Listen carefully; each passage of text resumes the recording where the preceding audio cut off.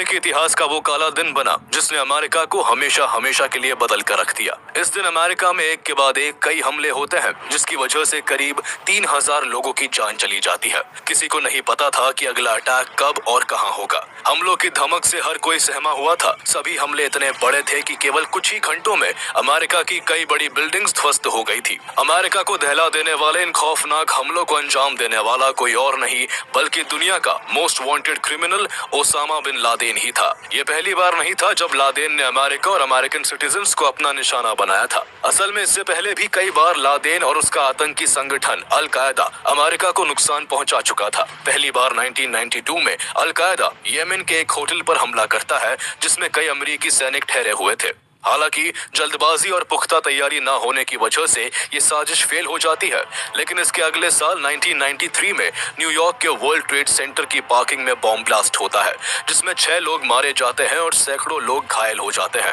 हमले का मास्टरमाइंड अल कायदा से जुड़ा हुआ था। इसके बाद 1998 में लादेन यूएस एम्बेसीज को टारगेट करता है जिसके लिए वो केन्या और तंजानिया में यूएस एम्बेसीज को बॉम्ब ब्लास्ट के जरिए निशाना बनाता है, जिसके चलते 200 से ज्यादा लोगों की जान चली जाती है। ओसामा बिन लादेन के मन में अमेरिका के लिए इस कदर नफरत भरी थी कि अभी तक ये हमले उसकी नजर में कुछ भी नहीं थे। इसलिए वो 11 सितंबर 2001 को अमेरिका में सबसे बड़े आतंकी हमले को अंजाम देता है।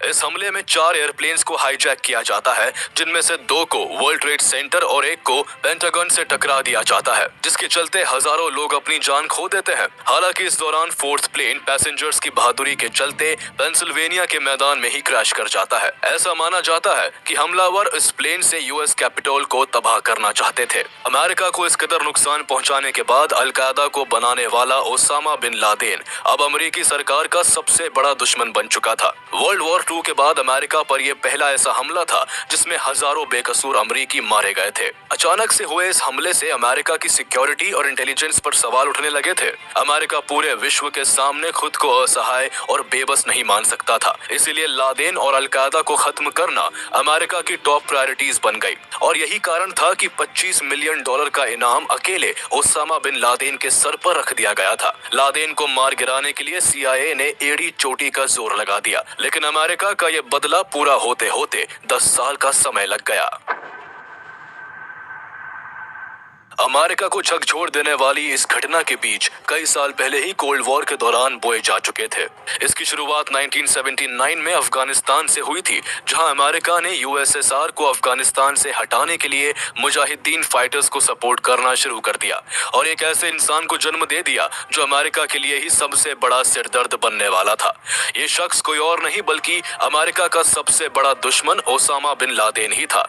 ओसामा बिन लादेन सऊदी अरब के एक अमीर परिवार से था। उसकी पढ़ाई लिखाई भी काफी अच्छे ढंग से हुई थी। एक बड़े बिजनेस परिवार से आने के बावजूद लादेन हमेशा से ही कंजर्वेटिव थॉट्स की एडवोकेसी करता था। जैसे जैसे वो बड़ा होता गया, उसके प्रो इस्लामिक थॉट्स ने उसे बहुत ही ज्यादा रैडिकल बना दिया था। लादेन इस्लामिक टीचिंग्स को सबसे बेहतर समझता था। उसे लगता था कि इस्लाम ही एक धर्म होना चाहिए और शरिया कानून की व्यवस्था से ही सोसाइटी चलनी चाहिए। लादेन हमेशा से ही वेस्टर्न कंट्रीज को इस्लामिक कल्चर को डिस्ट्रॉय करने के लिए ब्लेम करता था। उसने हमेशा वेस्टर्न कंट्रीज, खासकर अमेरिका को इस्लामिक देशों और इस्लाम का दुश्मन माना था। इजराइल और पैलेस्टाइन वॉर में भी अमेरिका हमेशा ही अरब कंट्रीज के खिलाफ इजराइल का साथ देता रहा। इन बातों से लादेन हमेशा चिढ़ा रहता था।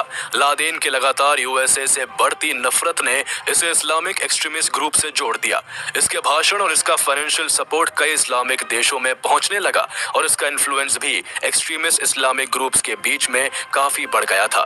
1990 और 1991 के गल्फ वॉर में अमेरिका ने जब इराक पर हमला किया तो ओसामा बिन लादेन ने इसे इस्लाम धर्म पर एक चोट की तरह लिया। अमेरिका का मुस्लिम देशों में बढ़ता इन्फ्लुएंस लादेन को पसंद नहीं आ रहा था। खास तौर पर वह कुवैत, सऊदी अरेबिया और सोमालिया जैसे मुस्लिम देशों में अमेरिकन इंटरवेंशन को बढ़ता देख रहा था।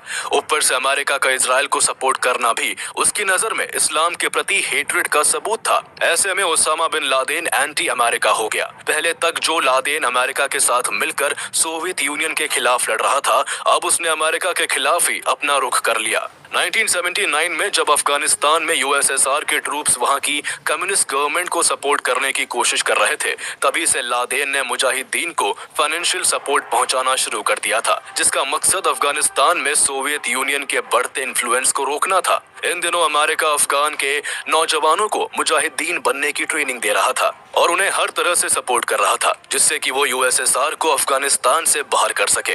लेकिन तब अमेरिका को इस बात का अंदाजा नहीं था कि उनकी ये हरकत इस्लामिक देशों में जिहाद के नाम पर वायलेंस फैलाने वालों के लिए कितना बड़ा मॉरल सपोर्ट प्रदान करेगी। उन दिनों लादेन भी मुजाहिदीनों से जुड़ा हुआ था और जिहाद को प्रमोट कर रहा था।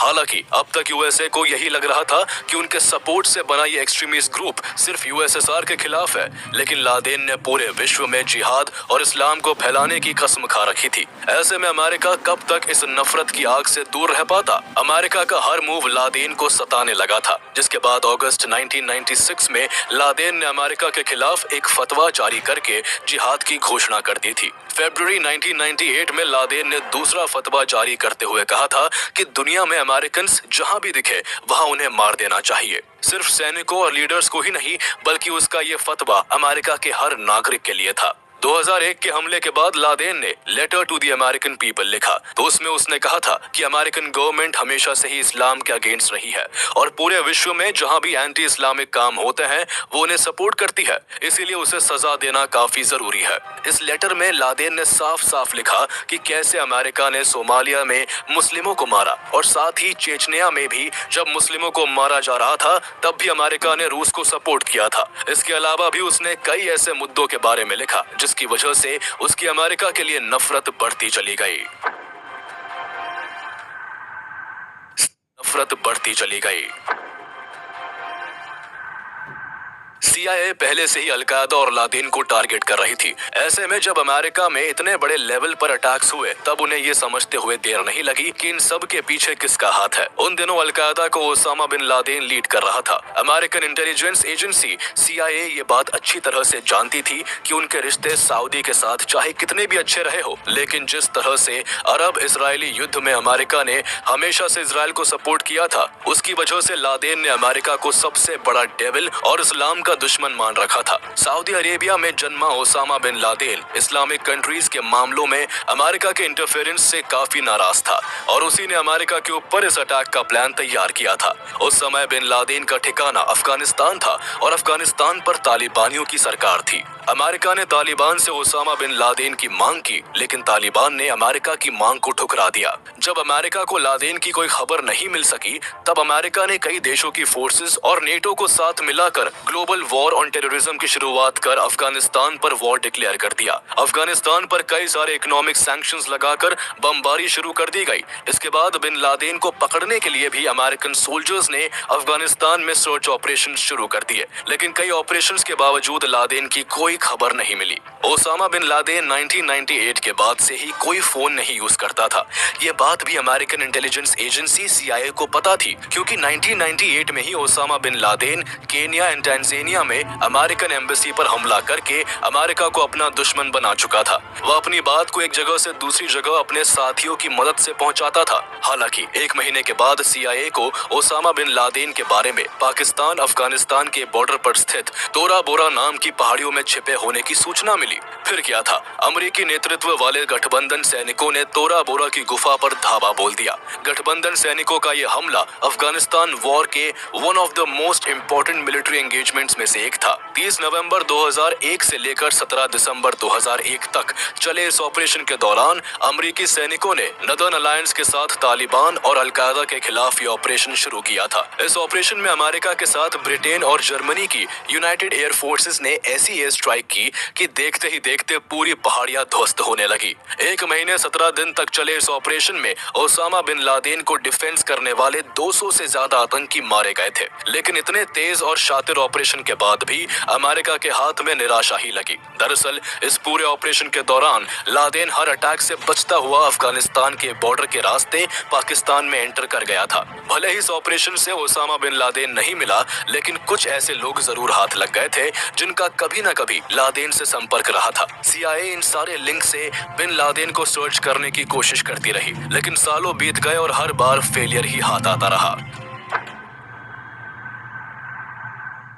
कई सालों तक ओसामा बिन लादेन के लिए सर्च ऑपरेशंस यूं ही चलते रहे, लेकिन इस मामले में कोई भी सिग्निफिकेंट मोड़ 2009 तक नहीं आया। इसी साल अमेरिका में इलेक्शंस हुए और अमेरिका को एक नया प्रेसिडेंट मिला। 20 जनवरी 2009 को बराक ओबामा अमेरिका के नए प्रेसिडेंट बनते हैं। ओबामा राष्ट्रपति बनते ही लादेन के खिलाफ सर्च ऑपरेशंस को तेज करने के ऑर्डर्स देते हैं। ओसामा को ढूंढना ओबामा एडमिनिस्ट्रेशन की टॉप प्रायोरिटी होती है। सरकार की तरफ से ऑर्डर आते ही इंटेलिजेंस एंड डिफेंस यूनिट्स भी हरकत में आ जाती है। सर्च ऑपरेशंस तेज होने के बाद भी CIA को अब तक कोई खास इंफॉर्मेशन हाथ नहीं लगी थी। हालांकि तभी CIA को क्यूबा के ग्वांटानामो बे में कैद डिटेनीज के थ्रू ओसामा बिन लादेन के एक पाकिस्तानी कोरियर के बारे में पता चला, जिसका नाम अबू अहमद अल कुवैती था। जिसके बाद CIA ने इस पर नजर रखनी शुरू कर दी थी। 2007 में ही CIA को इसका असली नाम पता चल गया था। इसका असली नाम इब्राहिम सईद अहमद था। ये अलकायदा का एक अहम हिस्सा और लादेन का फेवरेट कोरियर था। अब CIA के पास बिन लादेन के ठिकाने का पहला वास्तविक लिंक था।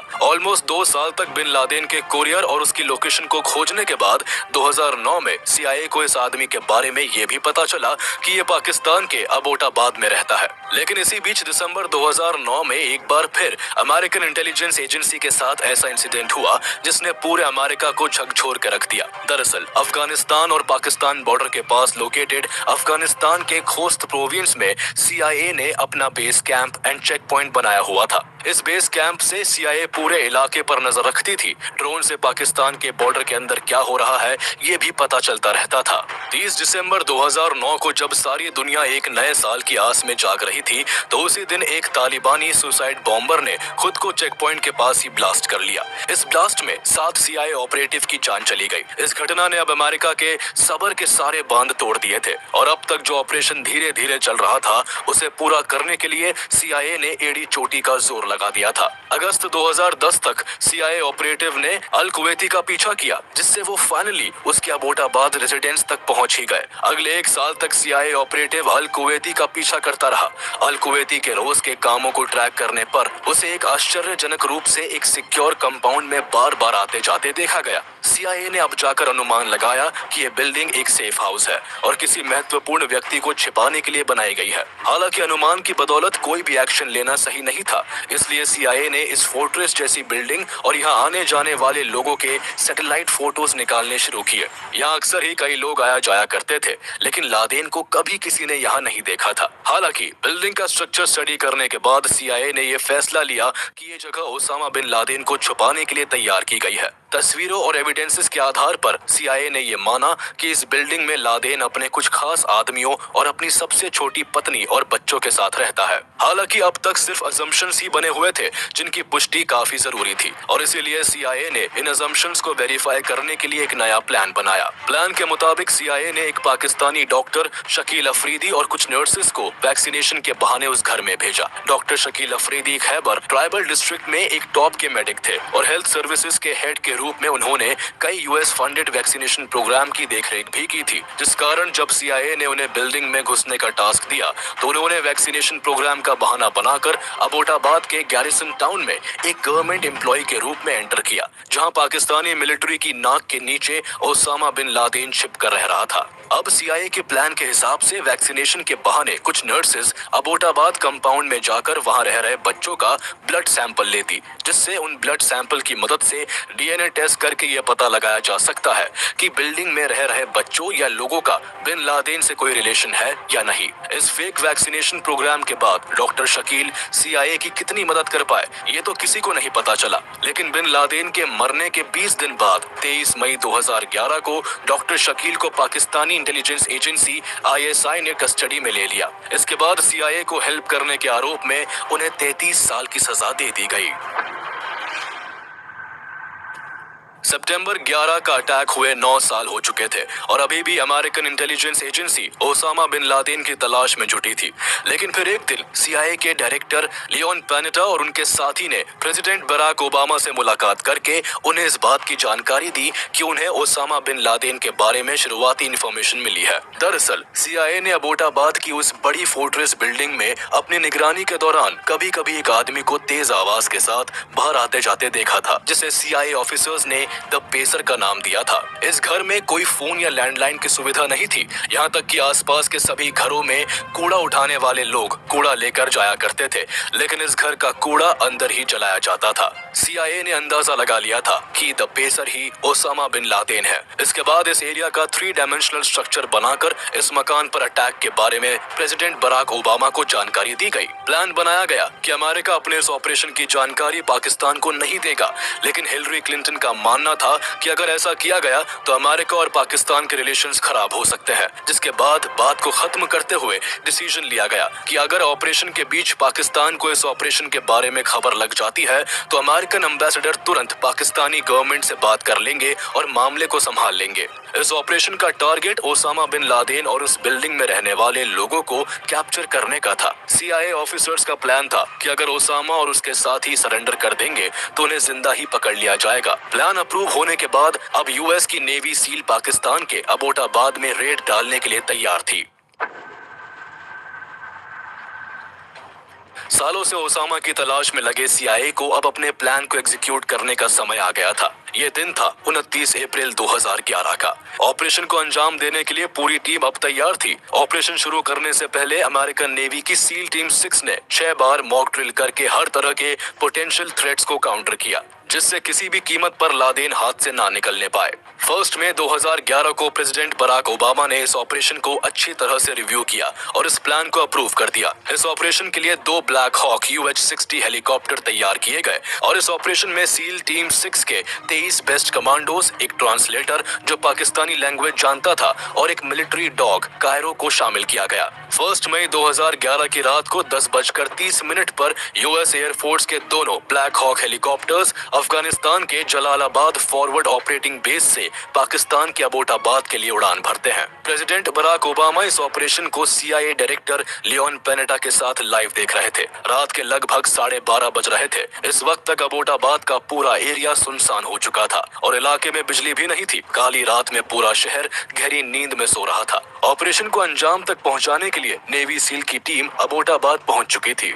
सील्स के सोल्जर्स 3 मंजिले बिल्डिंग के अंदर एंटर कर रहे थे। ग्राउंड फ्लोर पूरी तरह से खाली था। सील के सोल्जर्स बिल्डिंग के फर्स्ट फ्लोर पर पहुंचते हैं, तभी उन्हें फर्स्ट फ्लोर पर किसी की आहट सुनाई देती है। पोजीशन लेकर सोल्जर दरवाजे तक पहुंच भी नहीं पाते कि इतने में दूसरी तरफ से तेजी के साथ फायरिंग होने लगती है। अपने आप को बचाते हुए सील्स की टीम ने ग्रेनेड से पूरे दरवाजे को उड़ा दिया। देखते ही देखते सील सोल्जर्स दरवाजे के अंदर घुस चुके थे। जब तक सामने वाले को मौका मिलता, सोल्जर्स अपना काम पूरा कर चुके थे। दरअसल इस पहली झड़प में ओसामा बिन लादेन का कोरियर अबरार और उसकी वाइफ बुशरा मारी गई थी। इसी फर्स्ट फ्लोर के दूसरे कमरे में ओसामा बिन लादेन का दूसरा कोरियर अबू अहमद अल कुवैती सो रहा था और सील्स को देखकर जब तक अबू अहमद अपनी गन हाथ में लेता, तब तक सोल्जर्स ने उसे भी मार गिराया। उस घर में बिन लादेन दूसरी और तीसरी मंजिल पर रहता था। सील्स की टीम को ये भी इंस्ट्रक्शंस मिले थे कि ओसामा बिन लादेन के साथ उसकी बीवी और बच्चे भी रहते हैं। सील्स ऑफिसर का बीवी और बच्चों को नुकसान पहुंचाने का कोई इरादा नहीं था। अब इतने में सेकंड फ्लोर पर सील्स की टीम पहुंची ही थी कि सामने से एक नौजवान लड़का हाथ में बंदूक लेकर खड़ा हो गया, लेकिन जब तक लड़का वार करता तब तक सील्स की टीम ने उसे भी मार गिराया। यह ओसामा बिन लादेन का बेटा खालिद था। कमरों में कुछ और लोग भी थे जिन्हें सील्स की टीम ने अपनी हिरासत में ले लिया था। इसके बाद ऑफिसर्स थर्ड फ्लोर की तरफ बढ़े, तभी सामने से एक कमरे का दरवाजा खुलता है, जिसके बाद ओसामा बिन लादेन और सील्स के सोल्जर्स आमने सामने थे। लेकिन तभी एक औरत ओसामा बिन लादेन के सामने खड़ी हो जाती है। सील्स के ऑफिसर्स किसी भी कीमत पर लादेन को छोड़ नहीं सकते थे, इसलिए उन्होंने इस औरत के पैर पर गोली मार दी। गोली लगने के कारण औरत जमीन पर गिर गई, जिसके बाद सील के ऑफिसर्स ने 3 गोलियां ओसामा बिन लादेन के सीने में उतार दी। इसके साथ ही लादेन जमीन पर गिर के ढेर हो गया। इस ऑपरेशन को लाइव देख रहे अमेरिकन प्रेसिडेंट बराक ओबामा और CIA डायरेक्टर को करीब 20 मिनट तक स्क्रीन पर कुछ नहीं दिख रहा था। स्क्रीन केवल ब्लैक नजर आ रही थी, जिस कारण कमरे में बराक ओबामा के साथ बैठे अधिकारियों की बेचैनी बढ़ती जा रही थी। 40 मिनट चले इस ऑपरेशन के बाद सुबह 1 बजे